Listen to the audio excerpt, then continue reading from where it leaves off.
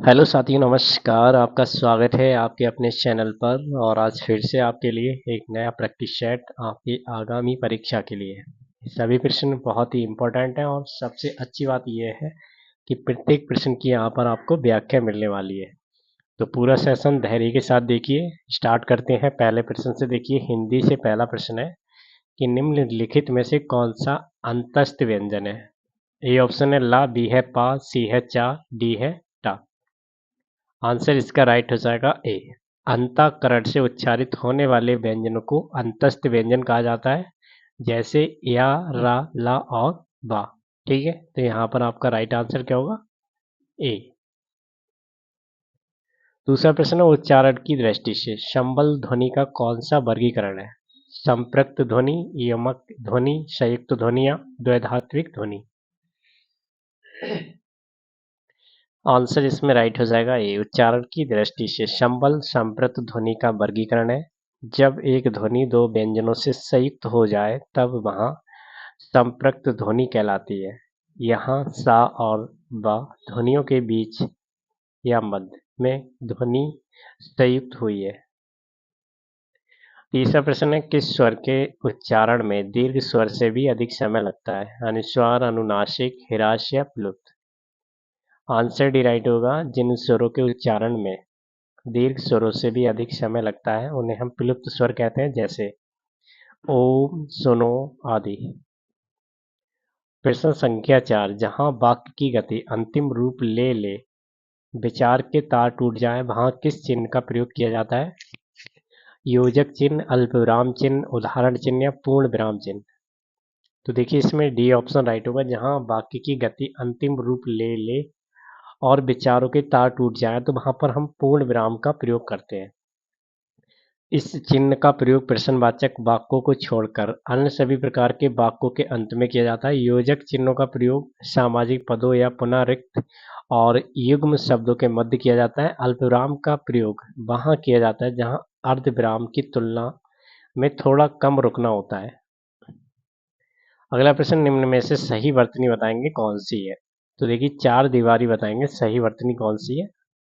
ए, B, सी और D, चार option आपने देख लिए। तो इसमें बी ऑप्शन आप देख रहे हैं, चाहर दीवारी, ये शुद्ध वर्तनी है। प्रश्न संख्या 6, निम्नलिखित में से कौन सा शब्द द्रव्यवाची संज्ञा है। खटाई, मिठास, चमड़ा या ठंड। आंसर राइट होगा सी। द्रव्यवाचक संज्ञा संज्ञा जिसे पदार्थ का बोध होता है द्रव्यवाचक कहलाता है, जैसे सोना, चांदी, पीतल, कोयला आदि। अगला प्रश्न है, लकड़ी कौन से संज्ञा भेद का शब्द है। जातिवाचक, व्यक्तिवाचक, द्रव्यवाचक या समूहवाचक। आंसर सी राइट होगा। लकड़ी द्रव्यवाची संज्ञा है। जिस संज्ञा शब्द से किसी धातु, द्रव्य, सामग्री, पदार्थ आदि का बोध हो उसे द्रव्यवाची संज्ञा कहते हैं, जैसे सोना, लोहा, चांदी, लकड़ी, पानी, गेहूं इत्यादि। अगला प्रश्न है, 1 लीटर दूध दो, इस वाक्य में प्रयुक्त विशेषण भेद बताएंगे। भेद का नाम है सर्वनामिक, परिणामवाचक, संख्यावाचक या गुणवाचक। आंसर भी राइट होगा। 1 लीटर दूध दो, इस वाक्य में परिणामवाचक विशेषण प्रयुक्त हुआ है। ये किसी वस्तु के नाम या तौल का बोध कराता है, जैसे थोड़ा पानी, शेर दूध, पानी इत्यादि। अगला प्रश्न, का चयन करें जो दिए गए वाक्यों में क्रिया के भेद वाला सही विकल्प है। रोहन चाय पीकर बैठ गया। बताएंगे प्रेरणार्थक क्रिया है, नाम धातु क्रिया है, पूर्वकालिक क्रिया है या संयुक्त क्रिया है। आंसर सी राइट होगा। देखिए, जब कर्ता एक क्रिया को समाप्त करके तत्काल किसी दूसरी क्रिया को आरंभ करता है तब पहली क्रिया को पूर्वकालिक क्रिया कहते हैं। वाक्य रोहन चाय पीकर बैठ गया, इस वाक्य में पूर्वकालिक क्रिया है। प्रश्न संख्या 10, सीता सखियां सहित पुष्प वाटिका गई, वाक्य में रेखांकित अव्यय प्रयोग निम्नलिखित में से किस भेद का उदाहरण है। समुच्चय बोधक, क्रिया विशेषण, संबंध बोधक या विस्मयादि बोधक। आंसर सी राइट होगा। देखिए, इसमें वाक्य सीता सखियों सहित वाटिका गई में संबंध बोधक अव्यय का प्रयोग किया गया है। देखिए, वे अव्यय जो किसी संज्ञा के बाद आकर उस संज्ञा का संबंध वाक्य के दूसरे शब्दों से दिखाते हैं तो उन्हें हम संबंध बोध अव्यय कहते हैं। उपयुक्त वाक्यांश में सहचर वाक्य संबंध बोधक अव्यय के साथ के संग के सहित का प्रयोग हुआ है। तो ये सेशन अगर आपको पसंद आ रहा है तो आपसे रिक्वेस्ट है कि आप इसे शेयर जरूर कर दें जितने भी आपके फेसबुक टेलीग्राम ग्रुप्स हैं उनमें। 11वां प्रश्न देखते हैं। देखिए, सिंधु सभ्यता में घोड़ों की अस्थियों का अवशेष कहाँ मिला था? बनवाली में, चनुदड़ों में, सत कागे डोर में या सुरकोटदा में? तो सिंधु घाटी सभ्यता में देखिए घोड़े की जो अस्थियां ये सुरकोटदा गुजरात के कच्छ जिले में स्थित है। यहाँ से घोड़े की अस्थियां तथा कब्रगाह का अवशेष प्राप्त हुए। सुरकोटदा से सावधान की एक नई विधि कलश सावधान का उदाहरण प्राप्त हुआ। लोथल से घोड़ों की लघु मृण मूर्तियों के अवशेष प्राप्त हुए। अगला प्रश्न, निम्नलिखित में से किस भारतीय पुरातन ग्रंथ में अपराध और अपराधी का जिक्र आता है? अर्थशास्त्र, मनुस्मृति, न्याय मीमांसा, उपरोक्त सभी? डी ऑप्शन राइट होगा। अर्थशास्त्र मनुस्मृति ग्रंथों में अपराध और अपराधी का जिक्र आता है। अर्थशास्त्र कौटिल्य द्वारा रचित ग्रंथ है जिसमें राजा के कर्तव्य, विस्तृत कर प्रणाली तथा सामाजिक स्थिति पर प्रकाश डाला गया है। मनुस्मृति हिंदू धर्म का सबसे प्रधान ग्रंथ माना जाता है। ऋग्वेद में मनु को मानव जाति का पिता कहा जाता है। अगला प्रश्न, कुषाण मूलतः कहाँ के निवासी थे? मध्य एशिया, चीनी Turkistan, Tibet, Iran? Answer B right होगा। कुषाण मूलतः चीन के तुर्किस्तान के निवासी थे।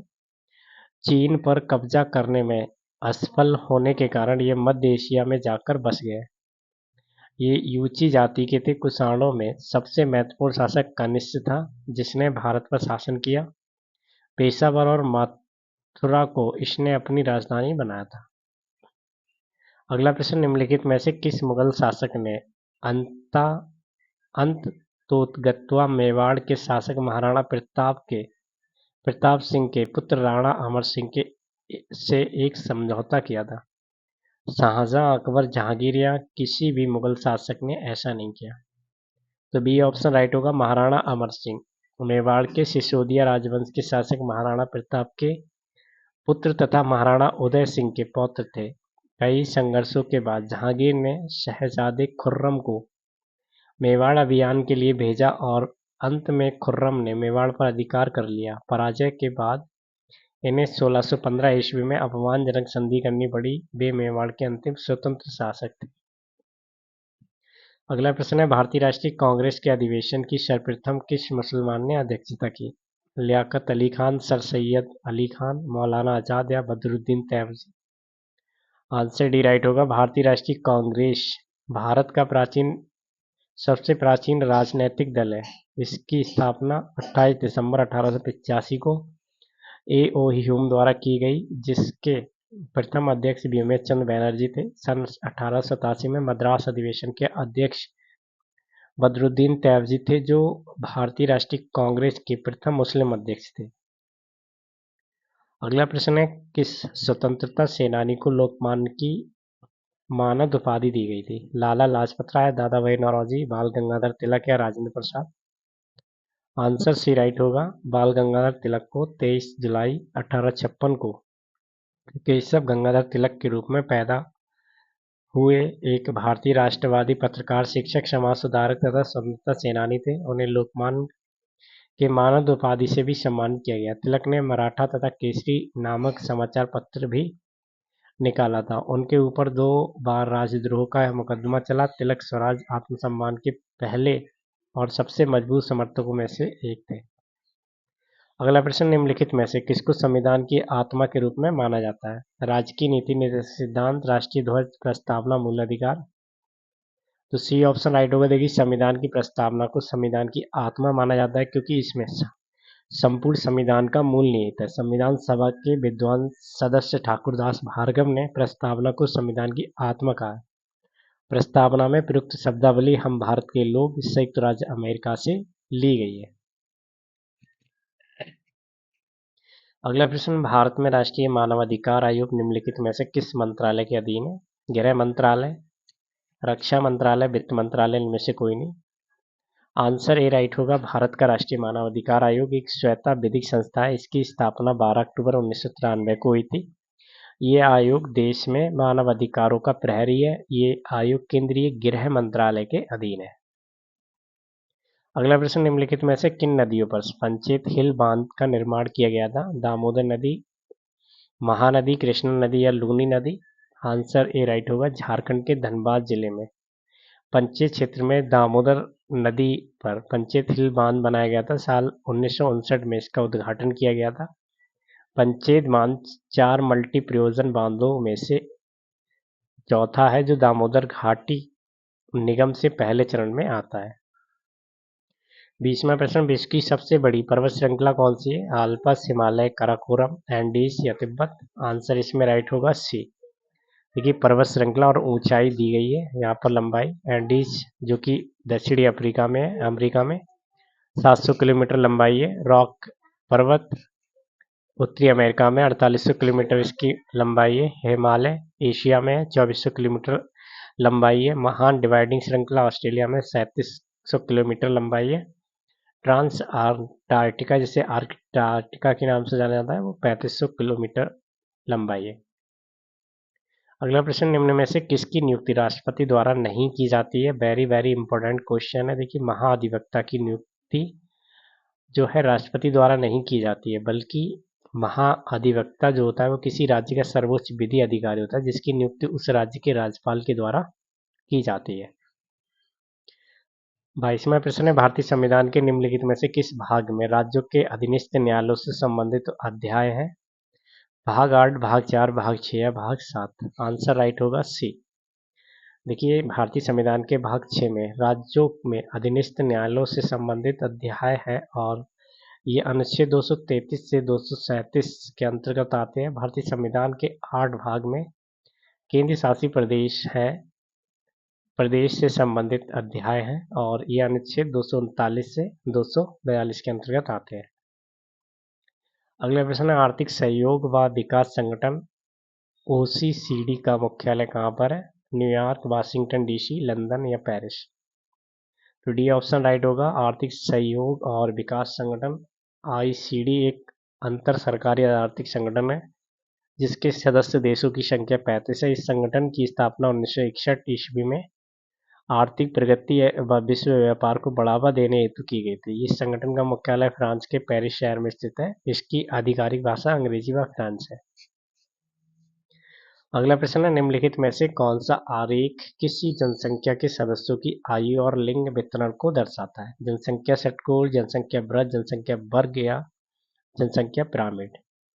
आंसर डी राइट होगा। जनसंख्या पिरामिड किसी जनसंख्या के सदस्यों की आयु और महिला सदस्यों के बीच केंद्र में विभाजित जनसंख्या में आयु के वितरण को दर्शाता है। अगला प्रश्न, भारत में बहादुरी का सर्वोच्च पुरस्कार निम्नलिखित में से कौन सा है? अशोक चक्र, परमवीर चक्र, कीर्ति चक्र या वीर चक्र? आंसर बी राइट होगा। भारत में बहादुरी का सर्वोच्च पुरस्कार परमवीर चक्र मेजर सोमनाथ शर्मा को प्रदान किया गया। यह युद्ध क्षेत्र में उद्यम, साहस और पराक्रम दिखाने वाले वीर सैनिकों को दिया जाता है। अगला प्रश्न है, यांगयाप दर्रा भारत के किस राज्य में स्थित है? सिक्किम, अरुणाचल प्रदेश, उत्तराखंड, जम्मू कश्मीर? देखिए यांगयाप दर्रा ये अरुणाचल प्रदेश के उत्तर पूर्व में स्थित है और इस दर्रे के पास से ही ब्रह्मपुत्र नदी गुजरती है। यहाँ से चीन के लिए भी मार्ग खुलता है। अगला प्रश्न है, कैमूर वन्यजीव अभयारण्य किस राज्य में स्थित है? बिहार, राजस्थान, मध्य प्रदेश, उत्तराखंड? देखिए कैमूर वन्यजीव अभयारण्य बिहार राज्य में स्थित है जिसमें प्रमुख वन्यजीव पाए जाते हैं बाघ, नीलगाय और घड़ियाल। अगला प्रश्न देखते हैं,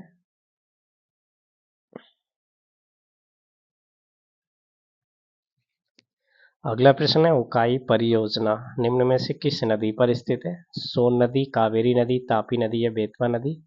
आंसर इसमें राइट होगा सी। उकाई परियोजना तापी नदी पर स्थित है तथा ये परियोजना गुजरात राज्य से संबंधित है। वेरी वेरी इंपॉर्टेंट क्वेश्चन है, नोट जरूर कर लीजिएगा। नेक्स्ट क्वेश्चन, संताल जनजाति भारत के किस राज्य में पाई जाती है? झारखंड राज्य में, तमिलनाडु में, मेघालय में या मध्य प्रदेश में? आंसर इसमें राइट होगा ए। संताल जनजाति भारत के झारखंड राज्य में पाई जाती है।